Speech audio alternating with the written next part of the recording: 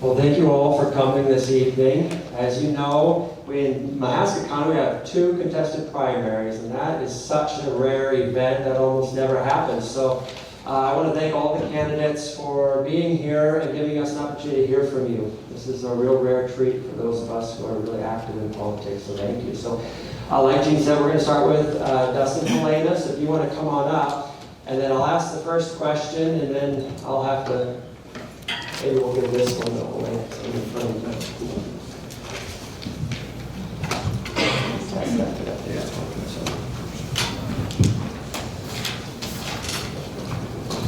Well, before we start, we're going to let each candidate have an opportunity for 1 minute to introduce themselves, and then we've got 5 questions we're going to ask. Each candidate will have 2 minutes to answer the question. It's not going to be a formal debate where there's a back and forth, because we want to be respectful of everybody's time and get the other candidates out here. So, oh, excellent.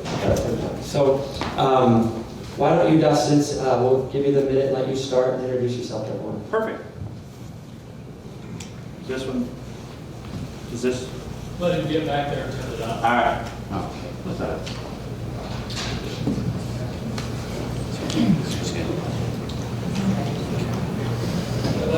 Are we good? All right. So first off, thank you everybody for coming out tonight on short notice and 7 o'clock on a Friday night. My name is Dustin Hite. I'm seeking re-election in the Iowa House. I'm serving in my 2nd term right now, currently representing District 79, which is Western Mahaska County and Pella.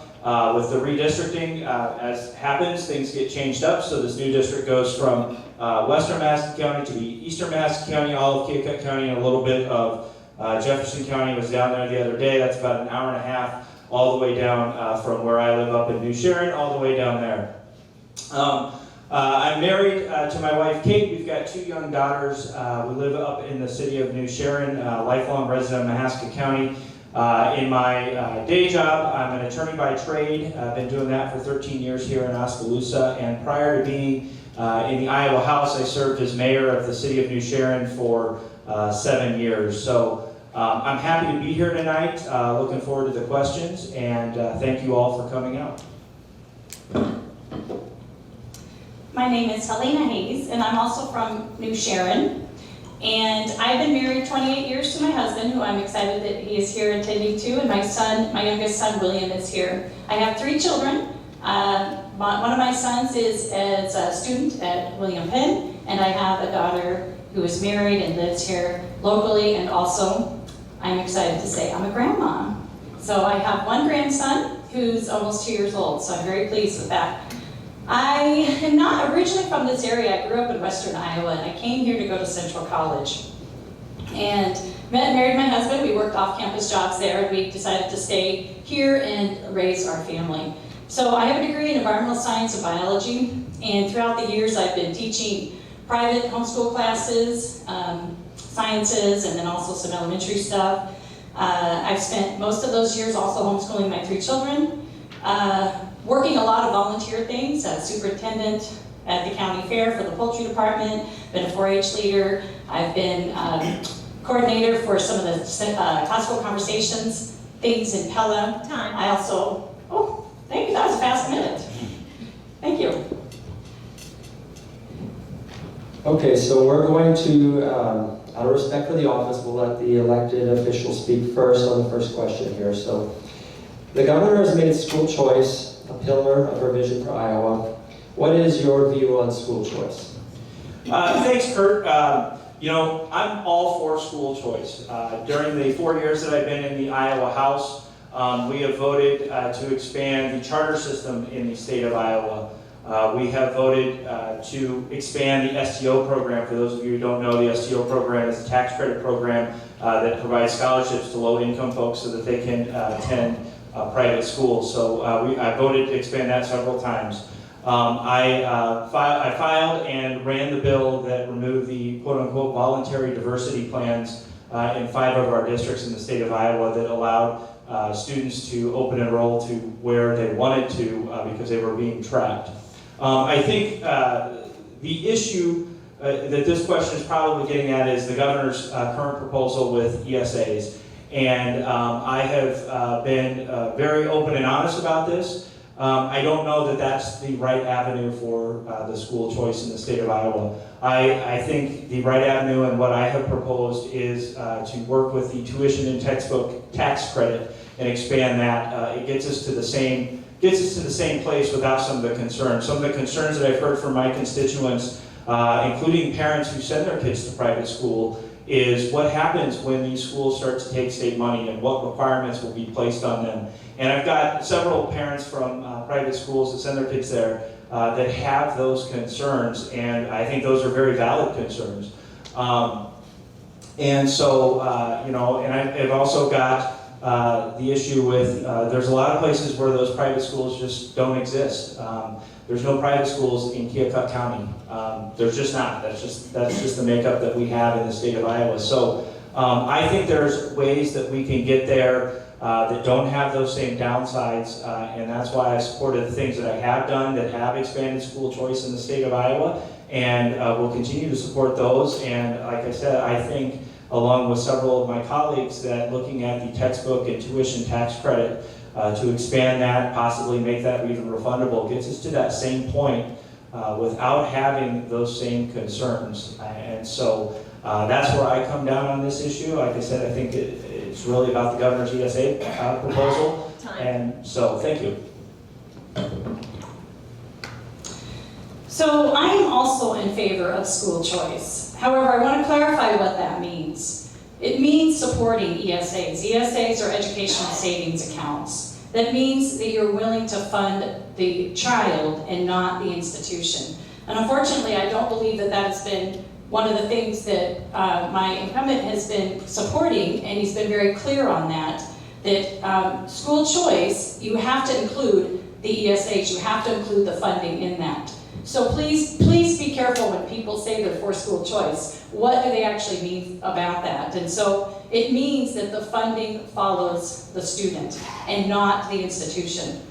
So I clearly am always going to stand for parents, and what a parent finds is the right thing for their child. If they find that they're in a school district that is not helpful to their child, is not assisting them in the way that they know can be done, and they need to find another public or private or whatever institution, that fund should be able to follow that child without any criteria. The issue about it being threatening to a private school, I've already done a lot of research on this. I've followed this bill since the beginning, and it's been around for years, you guys.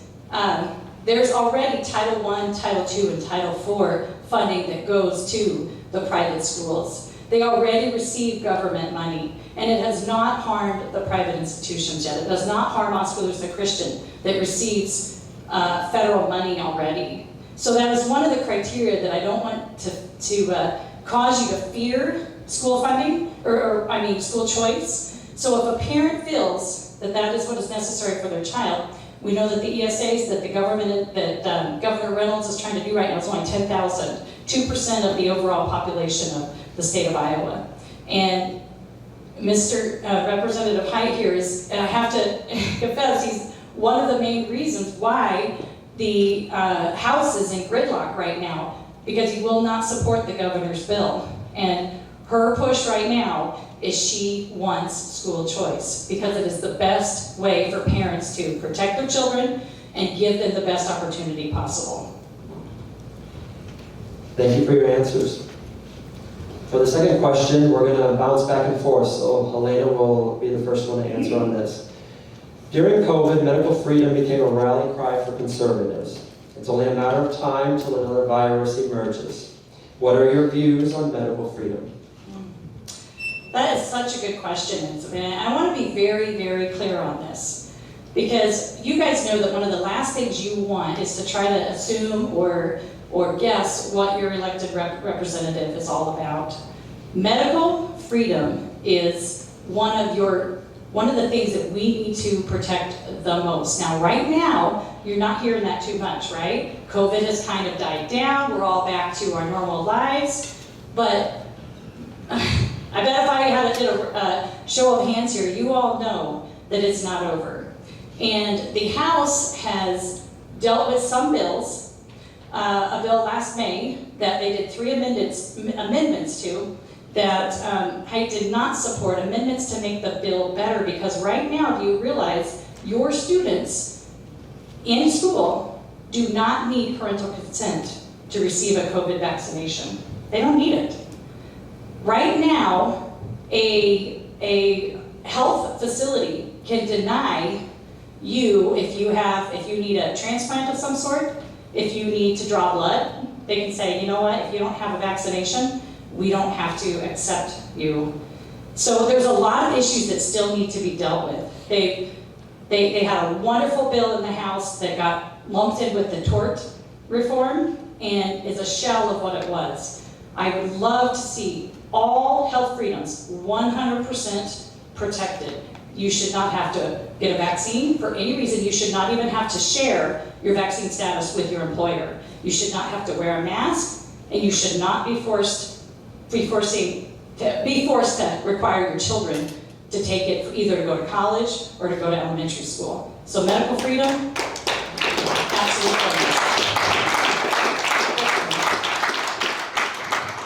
And that's why I supported it. The amendments that you're talking about were voted down by all the House because, again, the process is to get a bill passed. It's not simply to make a statement, it's to get a bill passed, and that's what we've done several times.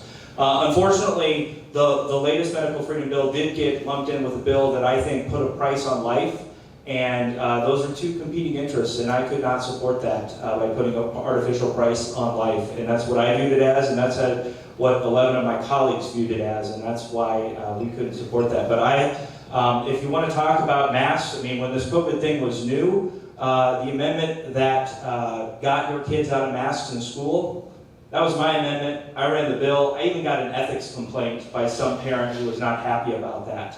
I'm all about medical freedom. I've done it. I've showed it. And that's where I stand. And there's no question about that. Just look at my record. Thank you. Thank you both. We'll bounce back to Representative Hite. The culture war raging against conservative values, as we all know, has reached a fever pitch. In our districts, there has been a lot of conversation about changing the civil code in order to protect local governments and school boards so they can take action without fear of lawsuits. What changes, if any, would you make to the civil code? Me first? All right. So I assume when you say civil code, I assume you're talking about the Iowa Civil Rights Code. Just to be clear. When you look at this topic across the country, it's not the state laws that are the problem, it's the federal law. It's the federal lawsuits that are multi-million dollars against schools. It's not the state laws that are causing the problems. So I think, and I've done a lot of research on this, if we change the state civil rights code, it doesn't change the outcome.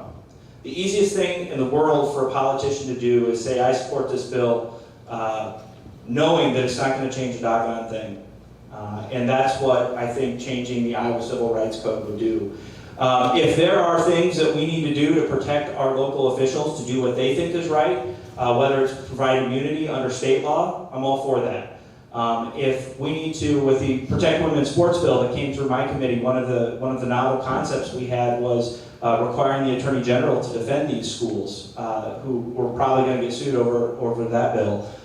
That's something we haven't done in the state of Iowa before. If we need to do that to protect these schools and these towns to do what they need to do, I'm all for that. I don't think, I think the question is removing, say, sexual orientation out of the Iowa Civil Rights Code. That goes both ways, and I don't think businesses should be able to fire somebody because they're straight, and that's what removing that out of the Iowa Civil Rights Code would do. If we need to address and make exceptions for bathrooms or locker rooms, we can do that. There's already an exception in there for sports.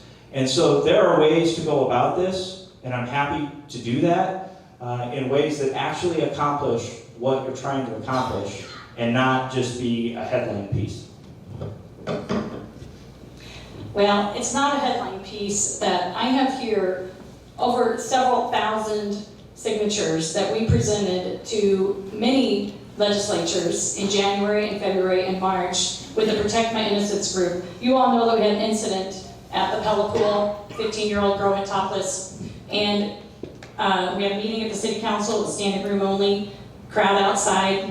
What did the Pella City Council do? They said, we're not going to take any further action. Why? Because gender identity is on the Civil Rights Code. And they feared a lawsuit, they feared their hands were tied, and there was nothing they could do. They are not the only ones. As we formed this group and began to push back against the sexualization of children, we found that this is a problem all over Iowa. All over. And it's not just about transgender, it's about the library books, it's about pornography being made available to children, it's about, it's an assault on our children to sexualize them, because when you sexualize them, you destabilize them. And when you destabilize a child, you make him prone to being easily manipulated, especially politically. So we have approached a lot of legislatures about removing it, and we were told specifically, it will never happen. And we're not giving up, because everybody in America has their rights already, their God-given rights. They're not given under a special code that says, because you're you're a sexual minority, you get a special privilege. No, we already have those God-given rights in the Constitution. They're for everybody across the board. All the other things in the Civil Rights Code are things you cannot change. Age, your ethnicity, your color, your race, things like that. They're unchangeable. Gender identity is changeable. That's one of the biggest selling points, you guys. It is fluid. There's a spectrum. Okay? You don't even have to be human. You can be a cat or a dog. Okay? It's nonsense. And it is time, I feel like, that we stop and push back. Thank you.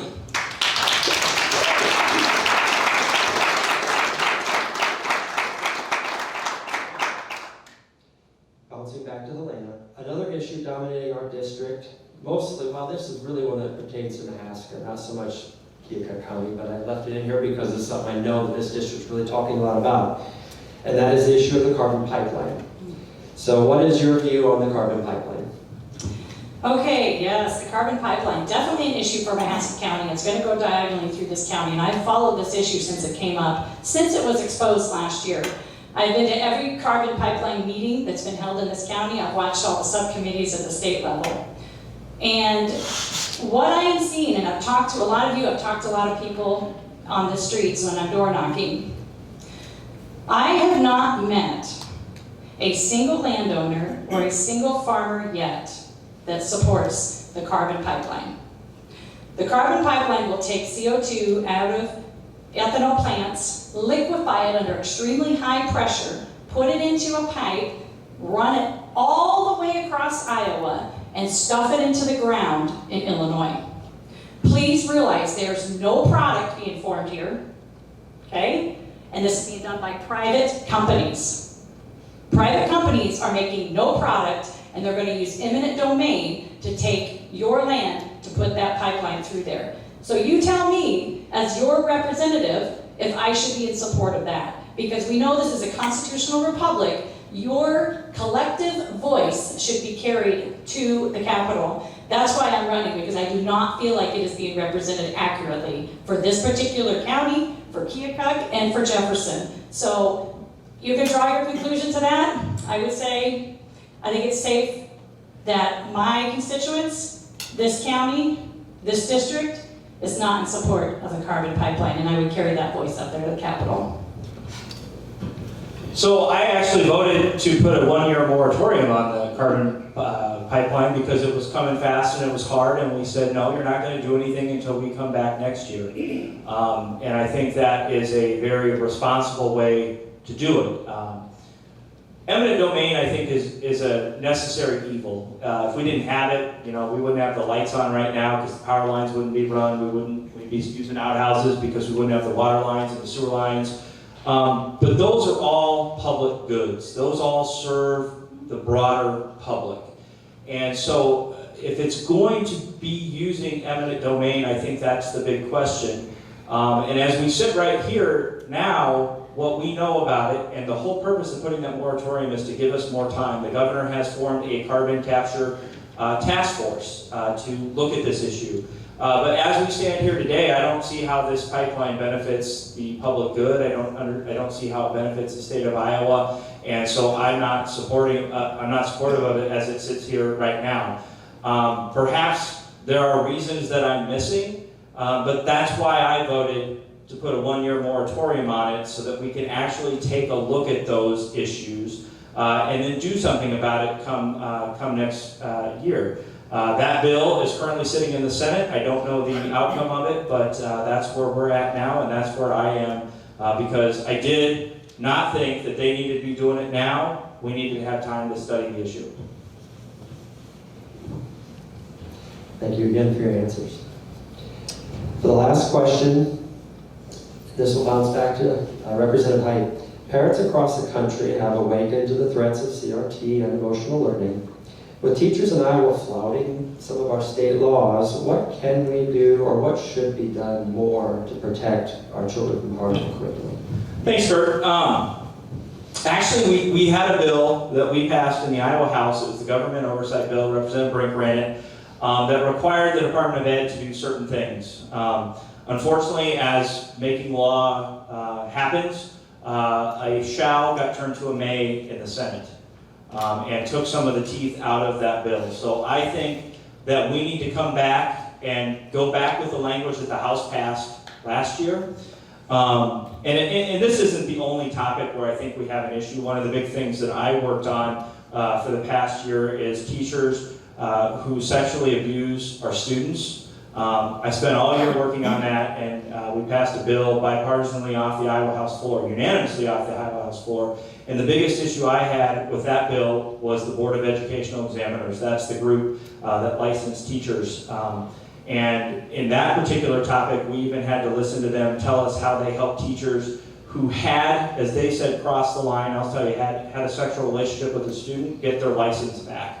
And I had to yell at them and say, that doesn't happen in the state of Iowa, not under my watch. And it didn't with my bill. Again, we're waiting on that one. We passed that off the House floor. But it's those particular areas that I think that we need to address. The Board of Educational Examiners and the Department of Education. They are the two organizations in the state government that is supposed to enforce the laws that we have when it comes to education.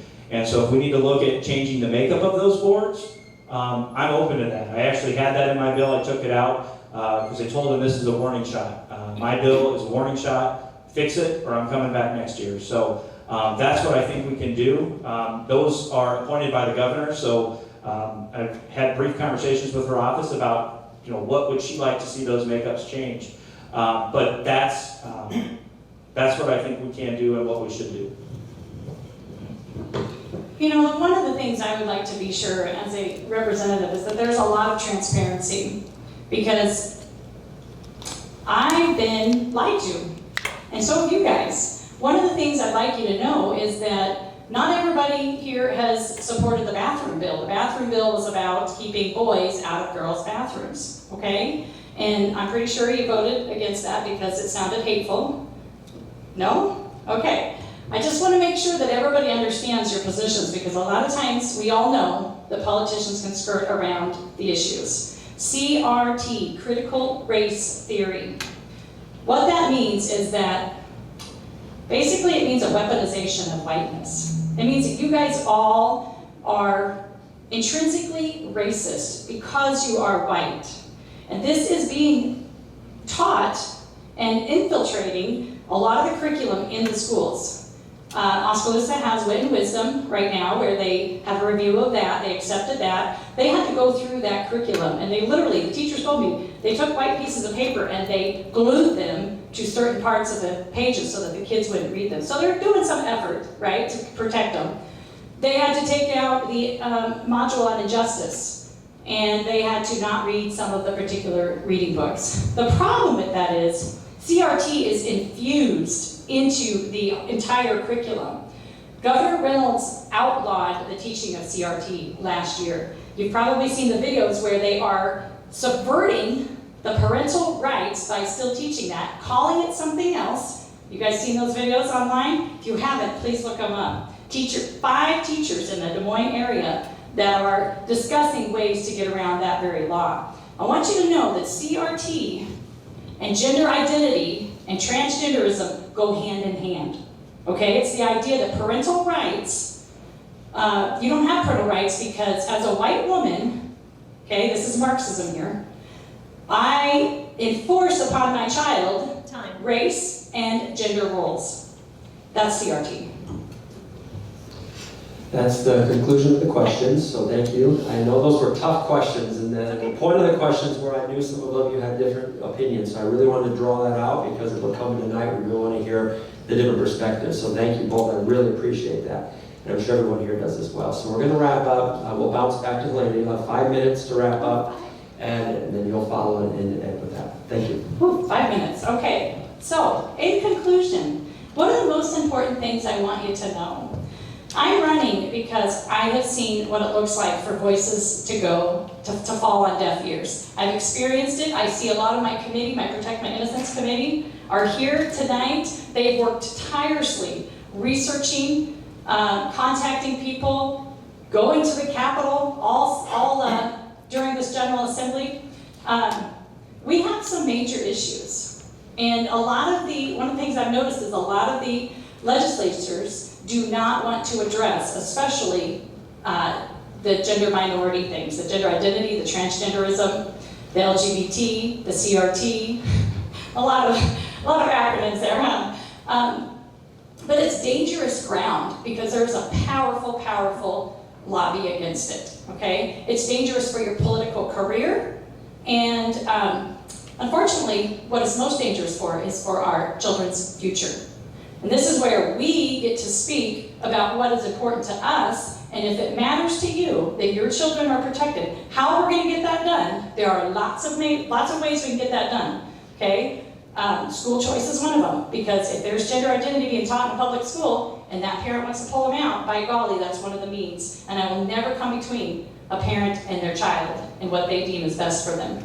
So I encourage you, I have the governor's bill here, which also includes transparency, it includes parental rights, it includes civics, teaching civics in school, a lot of different things. And I also have a lot of information about school choice. If you guys want to see some numbers, you want to see some hard data. There are 9 states that have already been doing ESAs for decades now. So we have states to go by. We have somebody to see a record. We can look at their records and see. Those schools have not failed. We know we live in a capitalistic country, and we know that competition is always healthy for private businesses and for even the public sector.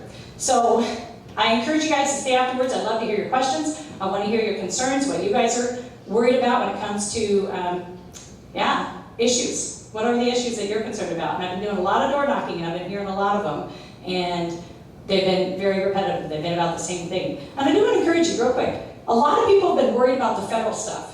Looking out there and going, oh my goodness, the country's going down. I want to encourage you to look here, look in your community and look in your state and focus and see what you can do. Okay, I'm a mom, I have a degree, but I'm not a politician. Okay, but I'm passionate and I want to do something about what's going on. And so, I encourage you to do that too. There's many ways to get involved. So please be involved and pay attention, because the ground is sinking below us, and we can put a stop to it as parents and grandparents and Iowans. So I thank you for your time, and I would appreciate your vote, and please stay afterwards and let me know if you have any questions. Thank you.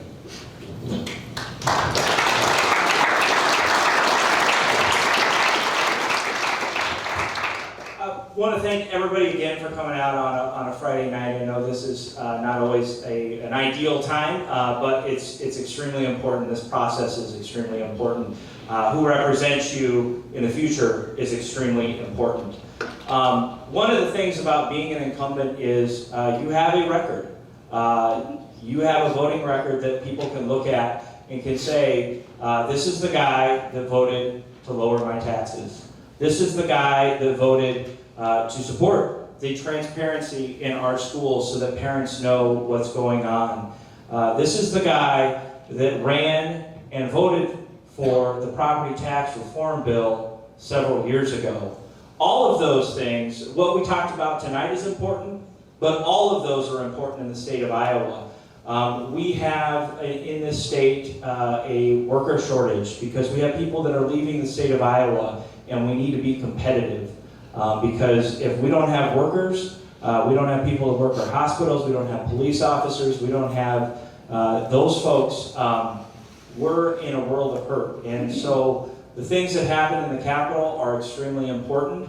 I have been at the forefront of many of these things. Many of the things that you heard Ms. Hayes talk about tonight, we've done through my education committee. We passed the Protect Women's Sports Act through my education committee. That was a House bill. That started in the House and ended up on the governor's desk. The CRT bill, that actually went through judiciary, but that's a House file. That started in the House, and we worked on it and made it a good bill, and we got it to the governor's desk. What happens up in Des Moines is extremely important, and I have spent my time in public service when I was mayor and as an Iowa legislator working for my constituents. I don't shy away from controversy. I'm happy to tell you where I stand, but I'm happy to hear your opinion because my job is to represent you. And it's to represent all 31,000 people in House District 79, and I hope in the future House District 88. And so the job of a representative is to try to figure out what their constituents want. And that's not always easy on some issues because you're hearing it from all sides. But that's what I've always done, and I think I've done a good job at it. So I want to thank you again for coming out tonight. I want to thank Kurt for moderating this. I want to thank Jean for helping to put it on. I know you're always behind the scenes getting things done, and that's fantastic. So thank you all, and I would ask for your support on June 7th and for your vote in the Republican primary for House District 88. Thank you.